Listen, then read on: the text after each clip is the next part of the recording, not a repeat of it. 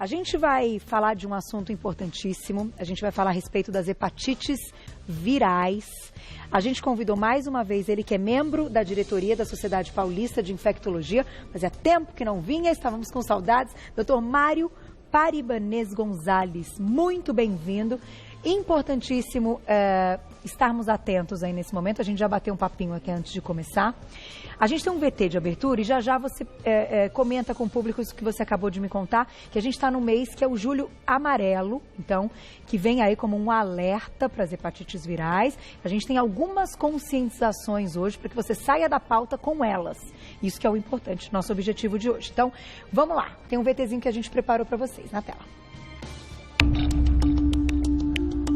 O mês de julho foi adotado pelo Ministério da Saúde como um mês de luta e prevenção contra as hepatites virais. O denominado Julho Amarelo busca conscientizar a população sobre a doença, que é considerada uma das principais causas do câncer no fígado. Segundo publicação da Organização Mundial de Saúde, as infecções por hepatites B e C são responsáveis por cerca de 1,34 milhões de mortes ao ano no mundo todo. Em 2017, o Brasil apresentou alta de 73% nos casos de hepatite A em relação ao ano anterior, caracterizando um surto. Foram notificados 1.108 casos em todo o estado de São Paulo. A capital paulista foi a mais atingida, com mais de 700 infectados pela doença, segundo o boletim do Ministério da Saúde. Apesar do aumento alarmante no número de casos de hepatite A, é a hepatite C que bate recordes ainda maiores de contágio, apresentando um total de 24.460 infectados.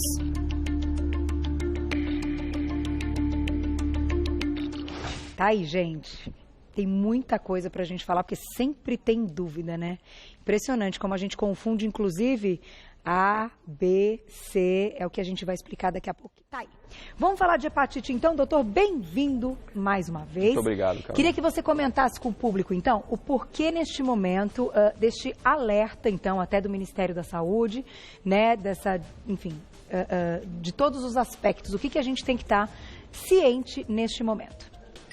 Bom, o importante é que esse alerta está sendo dado porque existe uma meta da Organização Mundial da Saúde de reduzir esse número de casos de mortes que foram mostrados aí, de 1,4 milhões, né, para 90% esses casos até 2030. Então, o Ministério da Saúde aderiu porque também nós temos essa situação no Brasil, que muitas pessoas que são portadoras das hepatites crônicas B e C não sabem que são portadoras das hepatites.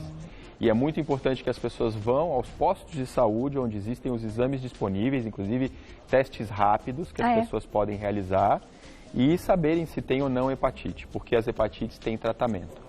E todas as pessoas também podem se vacinar para hepatite B, né, que no caso tem vacina e também está disponível amplamente na rede pública brasileira. Então isso é um alerta para conscientizar. O Julho Amarelo é um mês de conscientização das hepatites virais. Para levar as pessoas à vacinação e também ao exame para descobrir. Ao exame para descobrir, porque aí, quando se trata das hepatites, elas não evoluem para essas formas finais da hepatite, que são a cirrose do fígado e o câncer do fígado. A gente impede a evolução. Vamos falar um pouquinho delas, então, de cada uma, até para a gente diferenciar sintoma, transmissão. Vamos lá, hepatite A, doutor. Eu acho importante porque as pessoas acham que hepatite é tudo a mesma coisa e que as letras servem para diferenciar o grau de intensidade da hepatite. E não é isso. Não é isso. São doenças, cada vírus representa uma doença diferente. Tá. Então, são doenças diferentes que causam hepatites, que afetam o fígado, né? Então, você tem a hepatite A, que é causada pelo vírus da hepatite A, hepatite B, que é o vírus da hepatite B, hepatite C, que é o vírus da hepatite C. Tá. A hepatite A é um vírus que afeta o fígado, em geral, de forma assintomática ou aguda. Tá. O que é aguda? Que a pessoa tem aqueles sintomas típicos de hepatite, que são febre, dor no corpo, náusea, vômito e principalmente a icterícia, que é ficar todo amarelo. Tá. Essa é a característica Dores abdominais? Clássica, dores abdominais, enjoo, dor no corpo, cansaço, prostração, um quadro agudo. A pessoa não tem nada, ela está saudável, de repente ela adoece dessa forma. Tá. E é uma doença autolimitada que cura sozinha em 99,9% dos casos e evolui bem e a pessoa fica imunizada para o resto da vida. Não tem mais. Não tem mais. Então vamos colocar um videozinho que ilustra aí essa parte, essa questão. Aí, eu acho que, enfim, a gente não tem o início a gente não falou ainda da forma de transmissão, mas é quando entra na corrente sanguínea, né? A forma de transmissão da hepatite A é por via oral. É um vírus que se pega através da água contaminada com esgoto. Então, a transmissão é fecal-oral. Tá. Fezes, contaminadas. Dieta. Ou água. Ou água, ou mesmo o sexo oral. E, por exemplo, se a gente está falando da questão da água, a pessoa faz a higiene dos alimentos numa água contaminada e é de um alimento que não vai ser aquecido, tipo salada, coisa e tal, você aumenta também a chance da muito cuidado na ingestão dos alimentos crus, né? Realmente deixar os alimentos crus naquela solução com hipoclorito pode ser importante e lavar os alimentos com água tratada. Né? Infelizmente a gente desconfia bastante da qualidade da água, né? É difícil ter certeza que... A qualidade da água é boa. Estamos num momento que a qualidade da água tratada é boa. Que a gente já fez tanta pauta aqui, doutor. Nem todas as populações têm acesso à água tratada, eis a questão. Mas a água tratada ela é boa, de boa qualidade. Podemos confiar. Ainda assim, gotinhas de hipoclorito, né? Porque a verdura e a fruta, ela vem da natureza, às vezes de um local onde foi plantado, onde foi irrigado com uma água que não estava boa. Sem dúvida. E aí, por isso que precisa fazer essa limpeza. Então, a hepatite A é transmissão por fezes, fecal, oral, né? Contaminação pela boca. Né? E no caso, a hepatite B é diferente. A hepatite B, ela transmite através das mucosas e é principalmente através da transmissão sexual. Não é transmitida pela boca. A pessoa não ingere o vírus da hepatite B como o vírus da hepatite A e fica doente. É um outro vírus, é um vírus diferente, né, do vírus da hepatite A. E a transmissão é principalmente por via sexual ou por sangue contaminado. Né? Então, compartilhamento de agulhas, seringas, instrumentos pérfuro-cortantes. Aqui na frente tem alguns exemplos disso. Aqui está ressaltado aqui os alicates de unha, esses instrumentos pérfuro-cortantes que as pessoas podem compartilhar, às vezes num salão de beleza, ou até mesmo dentro da própria casa. É interessante que cada um tenha seu kit. Agora, de forma assintomática, por isso vocês estão aí num momento para que as pessoas, então, façam o teste para saber se já tiveram contato. A hepatite B, ela dá sintomas com muito menos frequência que a hepatite A. Então, uma pequena porcentagem das pessoas vai desenvolver o sintoma agudo. A maioria fica crônica sem nem saber que ficou crônico. O que é ficar crônico? O sistema imunológico não consegue erradicar o vírus, não consegue eliminar o vírus, não consegue montar uma resposta imunológica que contenha o vírus. E aí o vírus fica se multiplicando no fígado. O fígado não dói, o fígado não dá sintomas, ele não é nem inervado, ele não tem como doer. Então fica lá se multiplicando sem a pessoa sentir nada. E pode ter sido por uma transmissão sexual, de uma antiga relação. A pessoa depois, às vezes, as mulheres obrigatoriamente no pré-natal fazem o teste de hepatite B. Hoje em dia, a vacina de hepatite B está no calendário vacinal dos recém-nascidos. Então, todas as crianças que nascem no Brasil já recebem vacina de hepatite B. E tratamento? Em 3 doses. O tratamento da hepatite B, ele é para as pessoas que ficam crônicas, né, que a gente descobre essa situação de cronicidade. E é um tratamento que não cura a pessoa, mas consegue evitar com que a doença progrida e se manifeste nas suas formas graves, terminais, que são a cirrose do fígado e o câncer do fígado. Que é um controle, então, da doença. É um controle bastante eficaz. Mas, caso a pessoa tenha, e ela tenha ali um parceiro, precisa, então, para que até não transmita, caso não tenha a vacinação, que ele não seja vacinado, precisa usar, então, o parceiro sempre vacinado. Sempre vacinado. Uma vez que o parceiro esteja vacinado, tá tudo certo. Ele não tem mais risco.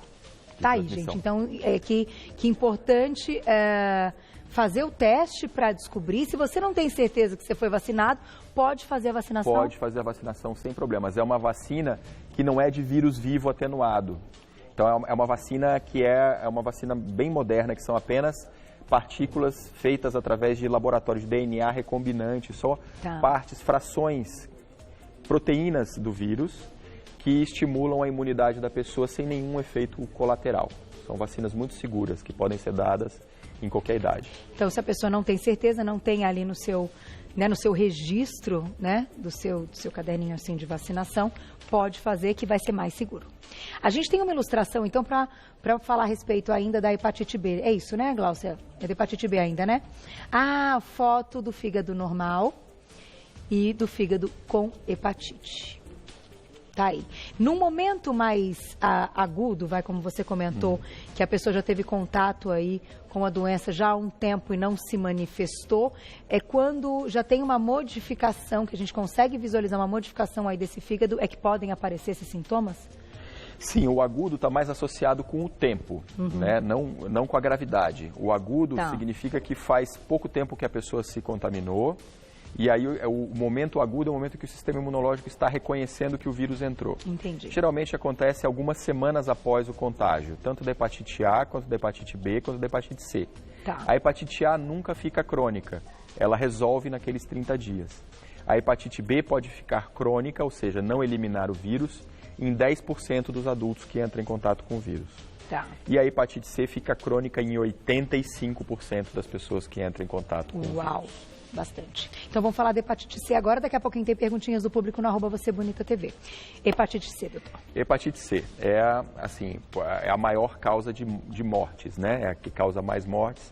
Ela é uma doença basicamente silenciosa, praticamente não dá essa hepatite aguda, as pessoas não sabem o momento em que pegaram.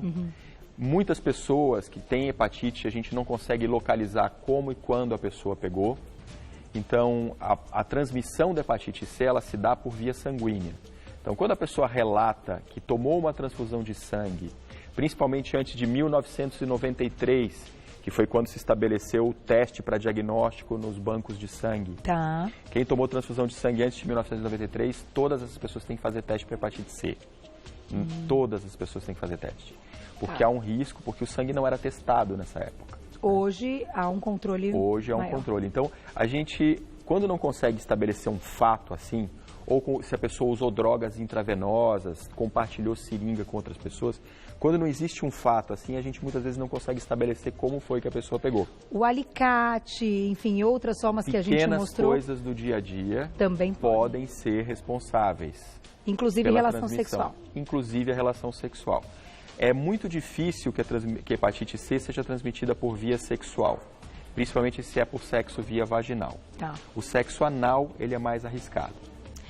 E por isso a gente vai dizer aqui também, claro, as pessoas que devem procurar pela vacina, que também tem um alerta aí do Ministério da Saúde. Isso. Na verdade, a hepatite C não tem vacina. A C não tem, isso aí é só a B, A C não tem vacina. O que as pessoas têm que fazer é procurar o diagnóstico. As pessoas que têm mais de 45 anos de idade, que já receberam transfusão sanguínea, que já usaram drogas na veia, que fizeram algum tipo de prática que pode ser considerada não segura para transmissão, essas pessoas devem fazer os testes. Os testes estão disponíveis nos postos de saúde. Também são rápidos? São testes rápidos. Então, em meia hora a pessoa fica sabendo se tem hepatite C. Ainda de quebra pode fazer os exames de sífilis, de HIV. É muito interessante. Nos postos também? Nos postos de saúde, sim. Olha só que legal, gente. O Brasil inteiro. Isso é muito importante. Essa é uma das mensagens dessa pauta. Vá, faça o teste, fique sabendo e descubra. Porque a hepatite C hoje em dia tem tratamento que leva à cura em praticamente 100% das pessoas. Cura com erradicação do vírus. Em 100% das pessoas. Quem não se curar num primeiro tratamento, vai se curar num segundo tratamento. Tem mais ilustração, acho que da hepatite C agora, né? Vamos colocar na tela. Olha lá. Tá bem pequenininho, doutor. Isso mostra o tempo que leva para evoluir a hepatite e como que acontece de chega na doença terminal, que acontece com o fígado, né? Ou o fígado fica cirrótico. Cirrose significa a cicatrização do fígado. Então, o tecido do fígado ele fica totalmente fibrosado, cicatrizado e perde as funções dele, que são funções vitais, de produção de proteínas, né? E também o enrijecimento do fígado leva ao aumento da hipertensão, ao aumento da pressão da veia porta que passa através do fígado. Ela fica túrgida, ela fica cheia de sangue, fica com varizes. E isso causa hemorragia digestiva, causa ascite, né, que é aquela barriga d'água, e pode levar à insuficiência renal, a várias outras complicações. E doutor, assim, por exemplo, quem faz exame de rotina com frequência, que colhe ali hemograma completo, enfim, TGO, eu acho que os marcadores do fígado, isso, né, pode aparecer ou não é algo específico, ou uma alteração em exames como esse também pode indicar alguma coisa? Então, é um exame específico para diagnóstico de hepatite C, mas todos os médicos, diante de um exame de TGO e TGP, né, que alterados, diante de uma TGO e TGP alterada, obrigatoriamente o médico tem que pedir os exames de hepatite B e C. É importante dizer isso, né? Que às vezes... Que são as principais causas de alteração. Até porque em casa vocês notam muitas vezes que vão numa consulta e tal, e que isso pode não acontecer. Então é importante estar bem informado, caso dê uma alteração, tem sim que fazer o exame para descobrir. E isso é uma coisa bem importante, que nos check-ups dos cardiologistas, dos ginecologistas, dos urologistas, que são médicos que a população passa com frequência, que pelo menos uma vez após os 45 anos seja feita essa sorologia de hepatite C. Tá aí. Vamos deixar uma perguntinha do público? Olha lá. Quem escreveu pra gente na tela? Obrigada, Muniz. Um beijo pra você. Já tive hepatite A quando pequena. Posso doar sangue? É que pergunta legal.